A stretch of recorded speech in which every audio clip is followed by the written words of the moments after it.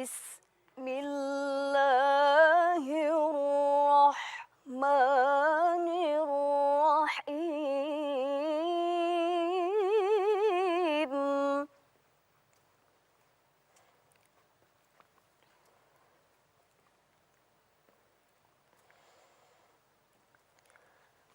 وقل جاء الحق وزهق الباطل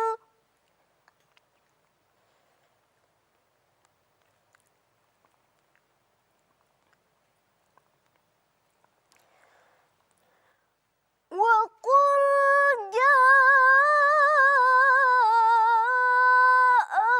الحق وزهق الباطل إن الباطل كان زهوقا Sadaqallahul azim.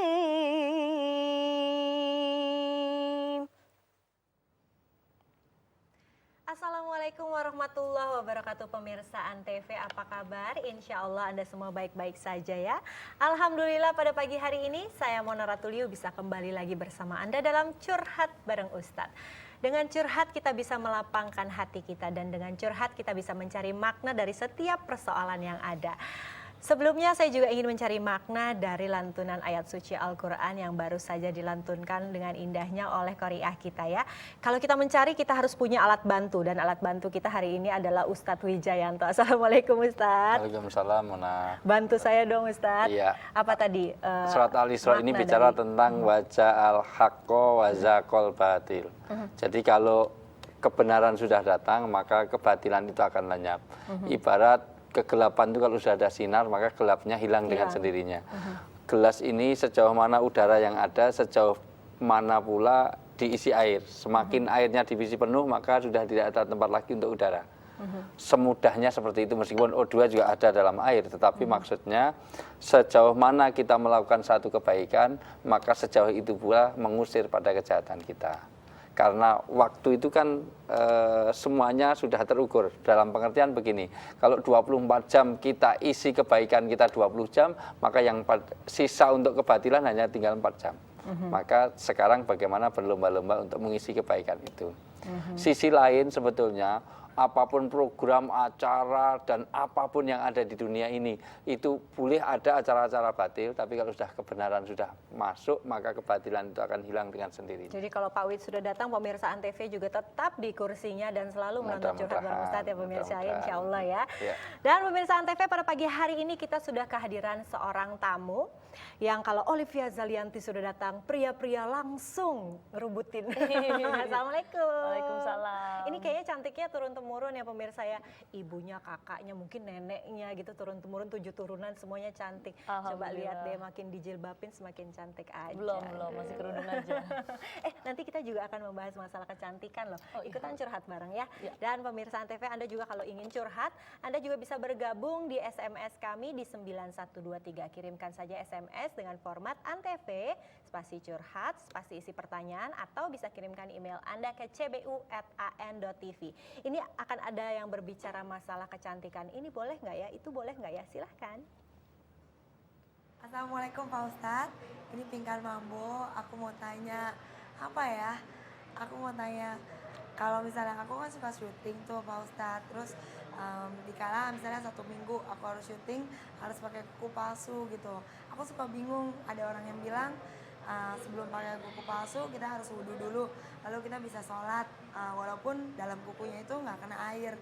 Tapi aku juga punya pemikiran lain, itu kayaknya juga nggak sah juga kalau misalnya udah wudhu juga, walaupun pasang kuku tetap aja bawah kukunya itu nggak kena air gitu Pak Ustadz. Jadi pengen mau minta tanya sama Pak Ustadz, kira-kira gimana pendapat Pak Ustadz kalau masalahnya seperti itu. Makasih. Mbak Pinkan malu-malu nanyanya. Saya juga sebenarnya pengen nanya dari dulu sama Ustadz, pakai kuku palsu boleh nggak sih? Ini kenapa sih kok kayaknya banyak yang bingung masalah wudhu ini Ustadz? Pakai tato nanti nggak bisa wudhu, airnya nggak nyerap. Sebetulnya arahnya bukan hanya pada itu. Sesungguhnya kalau dilarangnya memakai sesuatu yang kaitan aksesoris itu bukan hanya untuk menghalangi wudhu. Karena orang pakai minyak rambut pun juga sebetulnya minyak rambut kan boleh kan menghalangi. Kalau sudah ada minyak kan air juga nggak bisa masuk kan. Itu boleh. Tapi pada arah di mana memang ada satu hadis, ada sesuatu yang dilarang. Misalnya wanita tidak boleh mencukur gundul tanpa ada alasan. Kalau untuk keperluan perannya ya itu lain lagi. Itu ada alasan ya gitu. Itu kan tidak permanen, Sistem apalagi gitu misalnya apalagi gitu, hanya Ustaz. kuku gitu. Kuku karena dia perannya Show. sebagai hantu, sebagai apa ya, mungkin saja seperti itu, nggak masalah, toh nanti bisa dilepas. kalau Tapi cat memang- rambut kayak tadi Mbak Pinkan rambutnya kan warna-warni Ya, gitu cat kan. rambut itu yang dilarang cuman hitam, itu pun jatuhnya makruh. Kenapa? Karena memang Rasulullah juga biasa mewarnai rambutnya dengan merah. Cuman pakai pacar air, waktu itu nggak ada hina seperti sekarang ya. Jadi mungkin agak beda. Prinsipnya sebetulnya arahnya ada larangan itu ada dua. Larangan yang jatuhnya itu haram karena itu lidatihi, misalnya babi dalam kondisi apapun nggak boleh. Memang dalam Quran dikatakan khurimat alaikumul maitata wadamu walahmul khinjir. Lahmul khinjir itu adalah daging babi, tetapi itu mengarah kepada seluruhan babi. Ini bukan dagingnya, ini tulangnya, ini giginya. Kalau zaman tetap sekarang aja nggak boleh. itu model loh sepatu dari kulit babi. Gitu. Nah, termasuk itu, ya Itu termasuk kan itu bisa nggak boleh. dicopot lagi Pak Wid, boleh nggak Iya, dipakai? tapi karena itu jual belinya juga nggak boleh. Oh, jual Orang jual belinya beli aja nggak dari boleh, barang ya? haram itu nggak boleh dijual belikan. Itu kalau dipelihara boleh, tapi nggak boleh dijual. boleh Artinya kalau ada dipelihara. babi ada hak hidup, bukan terus dimatikan. Dia kelaparan kasih makan juga nggak apa-apa. oke. Tapi bukan untuk dikonsumsi, bukan untuk diperjualbelikan. Kembali lagi Dan ke kuku. hanya sedikit hanya babi. Kemudian Kembali ke bagaimana kuku palsu, kalau memang dia wudhunya kuku gimana? palsu sudah wudhu dulu, itu betul Pinkan tadi. Nanti kalau nggak jelas, nanti datang ke rumah saya lagi, Pinkan. Pinkan, ada tujuannya kalau yang ini. bukan apa-apa. Terutama Olive, welcome, 24 jam. Benar ya, banyak loh pertanyaan. Iya, jadi prinsipnya kalau memang begitu sudah diwudhui dengan kondisi bersih, nggak masalah. Nanti sholatnya kan dia sudah wudhu. Tapi kalau Gitu. bisa batal lagi gitu Ustaz? Batal lagi sebaiknya ya diulangi lagi karena wudhu juga harus kena kan itu.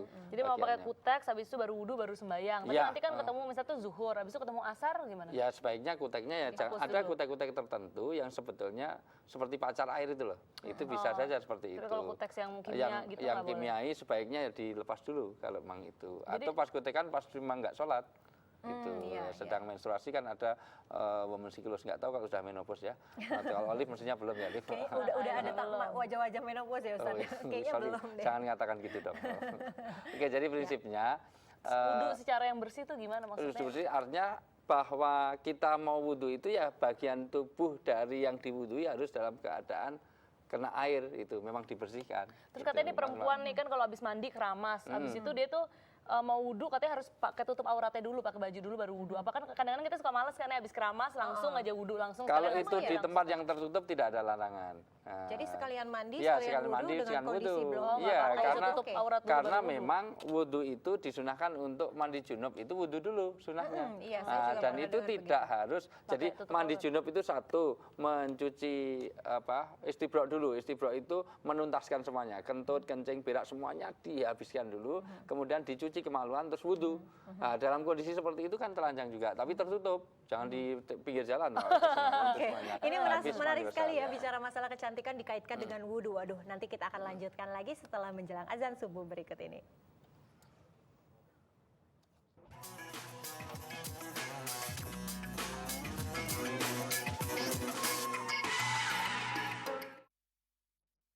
Pakai baju dulu baru Enggak, Enggak, langsung ribet aja. banget sih.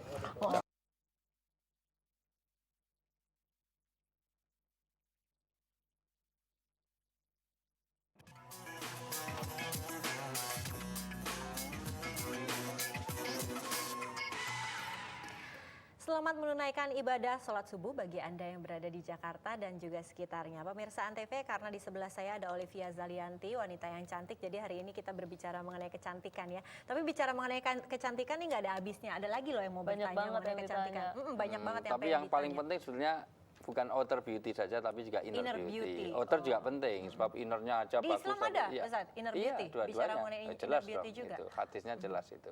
Oke, ini ada lagi yang mau bertanya mengenai kecantikan. Silahkan. Assalamualaikum warahmatullahi wabarakatuh, Pak Ustadz. Nama saya Yusnia, umur saya 28 tahun. Profesi saya adalah sebagai seorang perias pengantin. Saya mau bertanya, Pak Ustadz, saya ini terbentur dengan suatu hadis yang menerangkan tentang larangan untuk mencukur alis. Sedangkan cahaya pengantin itu terlihat pada alis pengantin tersebut. Saya ingin penjelasan Pak Ustadz yang sedetil-detilnya agar saya tidak bingung. Sebelumnya terima kasih atas jawabannya. Wassalamualaikum warahmatullahi wabarakatuh. Waalaikumsalam warahmatullahi wabarakatuh. Ini saya juga ingin penjelasan dari Iya. Ustadz yang Saya sejelas-jelasnya ingin mengenai alis menjelaskan ini. sejelas-jelasnya ke Mona dengan juga yang kepada Olive. Memang ada larangan untuk wanita, bukan laki-laki, mencukur habis. Mencukur habis. Jadi kalau alis, disisanya bulu boleh alis, dong? nggak apa-apa, hanya untuk merapikan. Itu. Kalau yang saya waktu merapikan itu nggak papi apa-apa. saya pernah komplain sama saya karena waktu belum nikah saya pernah nyukur alis. Kalau udah nikah belum menikah nggak boleh. Itu sebenarnya juga, nggak ada laisa minal Mamaku Islam. juga nggak Iya. boleh. Begitu, iya Tapi ya, kita untungnya sering aku nggak dengar dari orang untungnya tua. nggak suka nyukur alis. Makanya nanti kalau udah menikah juga kalau nggak mau dicukur alisnya Kayaknya nggak nggak apa-apa cukur juga. Dirapikan boleh karena kepanjangan, karena ini semuanya atau dibentuk kayak Star Trek kesana kemari, itu silahkan aja. Karena memang itu akan merubah citra wanita. Kalau dia gundul, wanita kalau dia nggak ada alis kayak Casper kan juga jelek. Maka sebaiknya memang kita penuhi sabda Rasulullah itu, jangan mencukur habis alis dan kepala tanpa ada keperluan, misalnya untuk kesehatan, untuk operasi beda lagi gitu. Olive Memang katanya itu. pengen ada Bagi peran perias, yang kepalanya pelontos gitu, Ustadz masa nggak boleh? iya. boleh kan ada kepala habis itu kan panjangin lagi Iya, ya. Tapi nggak ada apa-apa. wig kan zaman sekarang ada wig terus ada pensil Silakan, alis itu masih ada make up jalan gitu. lain, termasuk pada perias pengantin tidak harus mencukur habis, rapikan sedikit terus ditambah apalah gitu. Enggak, justru kalau dicukur habis terus nanti ditambahinnya pakai pensil. Iya, Boleh nggak nggak, apa-apa Ustaz? kan, boleh aja kan Tapi seperti cukur itu. habis. Heeh. Cukur habis dulu. Jangan cukur habis, jangan cukur habis pokoknya dia karena nggak ada boleh cukur larangan habis. itu. Iya, Tetap harus gitu. ada sisanya, Dirapikan itu nggak sedikit kan juga nggak apa-apa. Dan itu sebetulnya tidak mengurangi kecantikan. Maka sekali lagi sebenarnya untuk menunjukkan kecantikan sebetulnya kalau Islam innallaha la yanduru ila suwarikum wa asamikum walakinna la yanduru ila qulubikum. Sesungguhnya cantik menurut Allah bukan dilihat dari wujud jasad tubuh kita karena performan kita, tetapi pada hati kita. Nah, itu ibarat ini hanya sangkar, ini burungnya. Yang paling penting adalah burungnya. Sangkarnya bagus, burungnya ada burung pipit, maka harganya murah.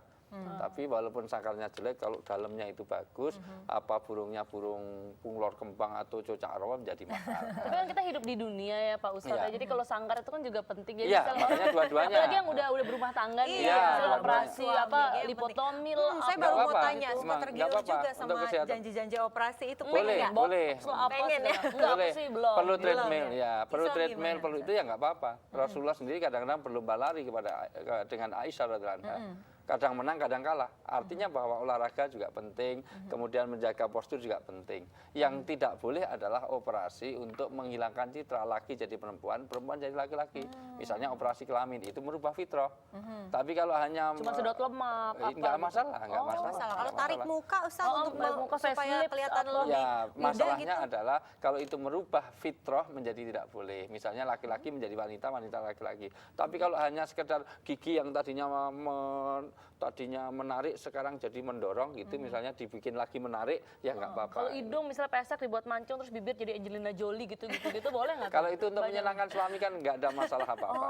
Kalau ditambah katanya malah nggak boleh Ustaz. Misalnya, Masalahnya, larangannya adalah merubah ciptaan Tuhan. Merubah ciptaan yang dimaksud adalah yang ke Dimancungin arah hidungnya tarojul. Jadi laki-laki ke perempuan ke fitrahnya. Itu pun bukan pada kelihatan fisik. Misalnya wanita nggak boleh celana panjang. Enggak. Bukan pada rok dan celana panjangnya, tetapi pada fitrah kewanitaannya. Misalnya kalau wanita olahraganya ya jangan bodybuilding, jangan gulat. Itu Ya, saya- meliang citranya. Saya olahraganya bela olahraganya diri. apa? Tuh, Bela diri gimana nggak apa-apa, bela diri, tapi kan bukan gulat yang bodybuilding. Kalau bodybuilding itu kan sesuatu yang nanti merubah citra. Jadi kayak Iya, kelaki-lakian gitu. kelaki-lakian. Atau kalau laki-laki ya olahraganya yang olahraga laki-laki. Bukan kok itu ditunjuk ini boleh tidak boleh. Karena kalau orang pakai rok itu seperti wanita, enggak. Kerajaan Inggris dulu Pangeran Charles kemana-mana betul. juga pakai rok, nggak apa-apa. Jadi bukan rok tidaknya, tetapi kewanita-wanitaannya dan kelaki-lakiannya itu. Tapi kadang-kadang ada loh ya, jadi kita lahir itu misalnya misalnya kita perempuan itu harusnya kan lebih banyak estrogen ya. Tetapi kita lahir perempuan lebih banyak esteteron gitu. Sehingga sifat laki-lakian lebih banyak, begitu juga sebaliknya. Jadi Ini pengalaman buat yang tomboy, nanti akan kita bahas ya pemirsa. Kali-kali aja Anda juga sama tomboynya kayak Olive nih, boleh nggak jadi tomboy kayak gini setelah yang berikut ini?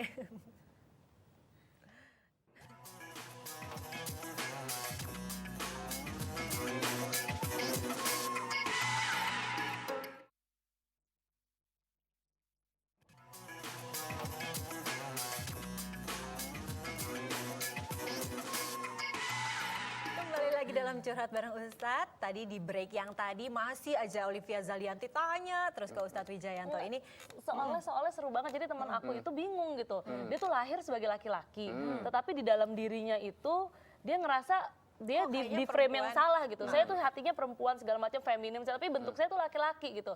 Dia nggak aneh. Jadi kalau ketemu halo semua nggak bisa sosialisasi, nggak bisa bagus gitu. ini berhubungan dengan boleh berdandan tapi tidak boleh menyalahi fitrah. Tapi kalau kondisinya kayak gini Nah, gimana, terus Ustadz? kondisinya terus dia berubah menjadi dia pakai baju wanita tapi kemalumannya tetap deh kayak. Jadi dia berasa jadi women gitu.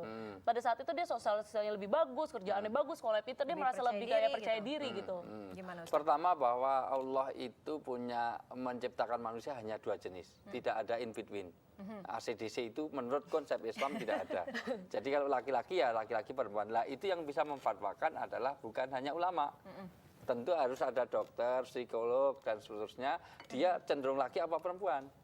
Maka dia harus dihukumkan pada satu. Kalau laki-laki ya laki-laki, perempuan ya perempuan. Jangan kalau tidur ikut laki-laki, tapi kalau mandi ikut perempuan, nanti susah. Maka jelas misalnya di Antv ini jelas ini male dan female. Jadi tidak ada toilet in between itu. Nanti semua orang masuk di situ. Makanya Islam menjaga itu. Maka sampai itu kaitannya dengan keturunan, kaitannya dengan pernikahan. Lah perjuangan bagi orang yang hormonnya mungkin beda antara hormon X dan Y-nya itu ya, itu XY-nya beda, maka itu perjuangannya bagaimana dia mengendalikan diri. Karena masing-masing punya perjuangan. Saya sendiri juga perjuangannya berat karena saya sangat suka pada wanita. Maka bagaimana tidak setiap wanita harus saya sukai. Saya paling banyak Rahman, tidak Rahim. Saya cinta sama Olive karena dia wanita, tapi bukan sebagaimana istri saya. Nah ini kan Itu. tadi mengenai temannya Olive. Berdandan boleh tapi nggak boleh perempuan jadi laki, laki-laki jadi perempuan. Tapi Olive nih kelihatan banget ya tomboynya, olahraga juga basket. Nggak masalah, kalau terus olahraga. apa lagi? Banyak deh pokoknya. Banyak deh pokoknya Ya, itu gimana. kita tidak bisa menjustifikasi bahwa ini olahraga laki-laki, olahraga perempuan. Cuman saya inginkan pencitraan. Misalnya kalau wanita sudah pakai binaragawati, itu cenderung pencitraan masih. Kecuali kalau besok zaman semakin modern, wanita itu indahnya kalau jadi binaragawati, umumnya itu menjadi citra yang tidak baik. Misalnya di Indonesia ini, kalau wanita ada dia jadi sopir tergandeng dengan antar kota, antar provinsi, citranya masih tidak baik. Maka Banyak bisa supir busway wanita ya sekarang. ya, ya. kalau memang lain dengan busway. Kalau busway dia lebih safe. Tapi kalau supir tergandeng dengan menginap Iya. di beberapa tempat tidak safe. Resikonya lebih tinggi. ya, Itu Ustadz. maksud Paham. saya. Tapi tidak berarti bahwa wanita nggak boleh nyopir. Wanita nggak boleh Saya sopir nyetir tergandeng. kemana-mana. Gitu. Oke, ini Itulah kayaknya nggak ada pokoknya. habisnya ya Oke, pemirsa ya. jadi Olive prinsip boleh tanya tetap lagi loh olahraga di apa sini saja sama Ustadz. boleh. Itu citranya malah Rasulullah sendiri apakah berkuda itu laki perempuan? Nyatanya si Aisyah radhiyallahu anha juga suka olahraga berkuda. Saya juga naik kuda, jatuh Iya. naik kuda sering. Alhamdulillah. Oke, nanti kita lanjutkan lagi deh kalau nggak selesai. Kayaknya nggak ada habisnya juga bicara mengenai kecantikan dari sisi Islam. Oke, terima kasih Olivia udah datang. Oke. Ustadz Wijayanto, terima kasih. Pemirsa, terima kasih banyak atas kehadiran Anda. Jangan kemana-mana dulu. Ini ada renungan dari Ustadz Wijayanto untuk Anda. Silakan Ustadz. Allah itu indah dan suka pada keindahan. Maka bagaimana kita mempercantik dan memperindah diri kita sendiri itu bagian dari sifat dari Islam. Bahkan bersih itu bagian dari iman. Cuman ada sesuatu yang dilarang dalam Islam yaitu tabarruj. Tabarruj itu adalah overacting. Misalnya cara jalan. Untuk wanita memang tidak disyogiakan cara jalan seperti di catwalk. Kalau itu di depan umum. Karena itu membuat citra diri jangan sampai wanita berjalan seperti kuno onta yang dia megal-megal kayak di catwalk. Kalau di depan suami oke, nggak masalah, itu menambah kemesraan. Yang kedua, jangan berpakaian tapi telanjang. Itu tabarruj. Jadi berpakaian tapi telanjang. Pakaiannya sudah lengkap, pakai kerudung, bahkan pakai cadar tapi transparan dari plastik. maka itu juga termasuk bagian dari tabarruj. Atau terlalu ketat sehingga full fresh bodinya itu bisa dibayangkan jadi sampai seperti itu, maka itu juga tidak boleh. Kemudian wangi-wangian. Sehebat apapun orang boleh pakai wangi-wangian, tapi sebaik-baik wangi-wangian parfum untuk wanita adalah perfume itu kalau itu wangi kalau sudah dekat. Nah, laki-laki jangan kalau olive datang kayak jenazah lewat karena pakai wangi-wangian yang berlebihan itu. Kemudian juga bermake up. Make up bukan tidak boleh, tapi jangan pakai bibir yang minor kayak habis minum darah, mungkin sarapannya ayam mentah. Jadi itu juga nggak boleh. Nah, maka make up, berpakaian itu semuanya harus kita jaga. Mudah-mudahan ini bisa menjaga sehingga citra diri kita menjadi sebagaimana kita laki-laki dan sebagaimana kita perempuan. Oke, habis ini kita ke salon ya. Yuk ya, mari. Silakan Olive, Ustadz.